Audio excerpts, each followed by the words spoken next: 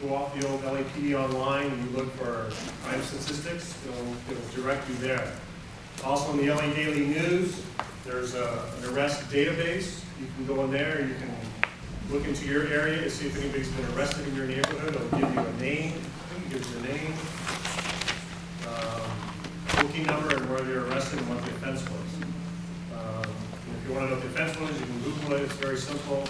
But those are tools that are out there for your use. What I handed out was the contact sheet. Actually, before I do that, let me just let Captain Hearn finish. But that's that. We'll address more of it later if you have questions. And just to finish up with the Nixle, I'm sure each of you is aware of the shooting that happened. Where that guy was waving the gun around and he fired a bunch of rounds and everything. He stopped at the gas station. There was that witness that was right there pumping the gas. You maybe saw that on TV. That's the kind of stuff of a significant and large nature we put out in the Nixle right away. That was here in your community. So you know what's going on. It's going to be a big shooting investigation and that type of deal. So, but we can evolve it. You know, we really can. That's the kind of stuff that, I like to get. I don't know anybody else, but I'd like to know if there are things that are going on in the community, things that, the street is closed, a lot of police activity. We see the helicopters, and you wonder what's going on. Okay. Sir. It is our process to, request you guys to get an instant message. To get a Nixle there? Well, for instance, if we have helicopters over our house, and those of us who have communications with our neighbors and stuff, our phone starts to ring, the email goes off, everybody wants to know what's going on. I say, hey, call the station, but they all want to know, hey, what's going on, so I don't know. I'm not monitoring the police frequencies, I will someday, but. Technologically, you mean there's a reverse way to. Yeah, there's a reverse way, hey, wake up guys, we need a Nixle kicked out, you've got to have the system shut down. What you can do is you can call our office during normal business hours or sometimes late in the evening. Try your senior lead officer to find out if they're on duty. If not, call the phone number that's on there, either 756-3180 or 3070. Generally, there's an officer here till 9 or 10 o'clock at night, depending on who's working. Some of the guys work later. If not, then you're going to have to call the front desk and ask the front desk. The front desk may put you through the watchman there. They may not know how to put out a Nixle, but at least if you get the information, if you're a neighborhood block captain, at least you can either, I'm sure you have an email blast or something like that, and you can make the phone calls back. But we try to get that information out as fast as we can with as much information as we can. But again, a lot of it goes to the operator. So sometimes we just don't have the people here to do it, or they're so busy. The watch commander's duties, if you were to take a wheel with several spokes, they all come down to that watch commander. That watch commander is very busy. We just read another special order today regarding they have to be responsible. They're basically responsible for everybody in the station, everybody within the division. So they just added another thing onto their plate. So they're very busy, and we try to get that information out. I understand if you don't get an answer that night, call the next day. Call us, and we'll find out for you. We'll research it and we'll find out for you. We get the watch commander's logs every day, so if it's something significant, we'll read it, at least we're aware of it. And sometimes it may not even be, it might be a call like of a residential robbery alarm. And a couple units show up, and the helicopter shows up because it happens to be in the area, but the watch commander may not log it, because to them, that's just another routine call. But if it's something significant, they'll put in the watch commander's log. If we're chasing a bad guy, or whoever it might be, or setting up a perimeter for a bad guy, we'll be aware of it. So at least we can answer your question. Don't just, if you get frustrated, you don't get an answer the night, give us a call, we'll get an answer for you. One more thing on the helicopters. In your various communities, I don't know who's from up in the hills near Mulholland and so forth, but you may see helicopters more. And it's not that LAPD has more helicopters, but we in Topanga have taken the initiative to engage the helicopters, because we have these burglars that go up there in Mulholland and break into houses and everything. We really want to use all the resources we can to keep these people from ripping off the neighborhoods.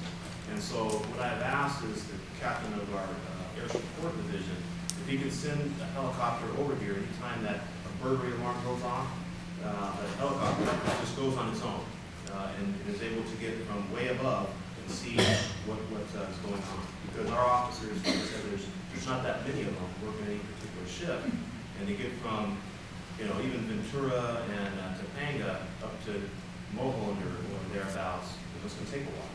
And these guys are professionals, and they work very quickly with what they're doing. So if you see helicopters more, it's not that your community's not safe. It actually is safe. Our crime is down. Part 1 crime, meaning serious offenses, violent crime is down.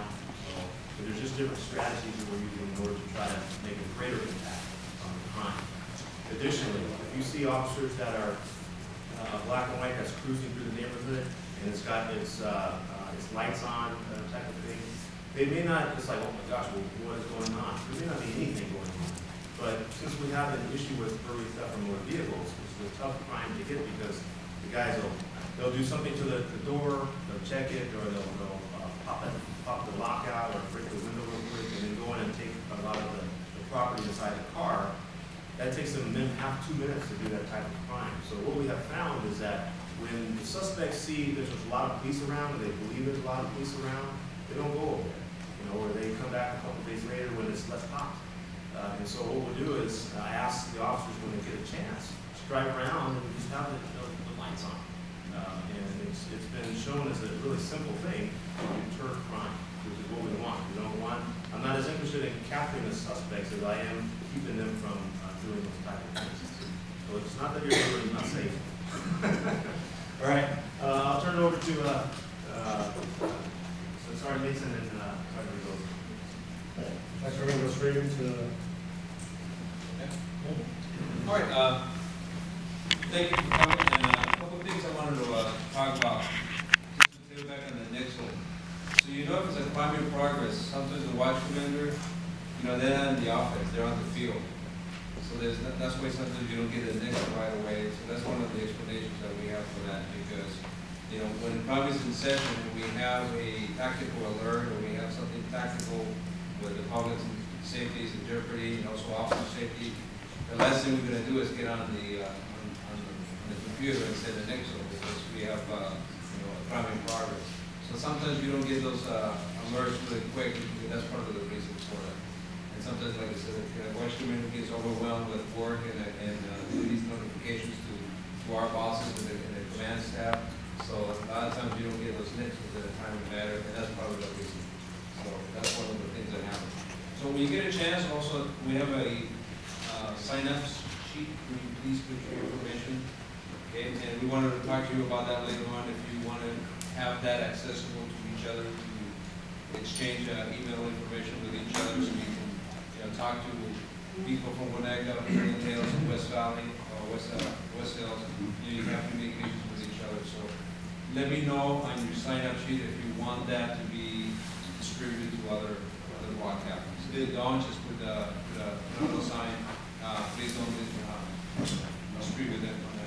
Let me piggyback on what he's saying. I think tonight, because we are kind of the community leaders in our own areas, just like we're kind of responsible for our basic cars, you guys are kind of responsible for your neighborhoods. I think one of the things we've always lacked in was the communication part. In regards to us talking to you talking to us, and the community talking to each other. So I think tonight, part of that sign-up roster, what we're asking is would you allow your information to be passed out to everyone else?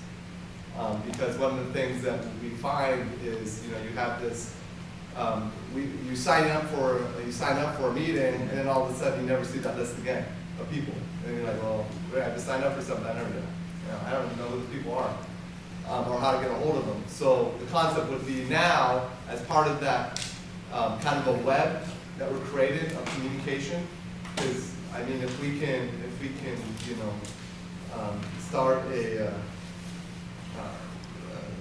change over a government in different countries because of communication, we could definitely change what's going on in Woodland Hills, West Hills, Canova Park by talking to each other and communicating. Because the same people that are breaking into all your houses and in your area are the same people in the other areas.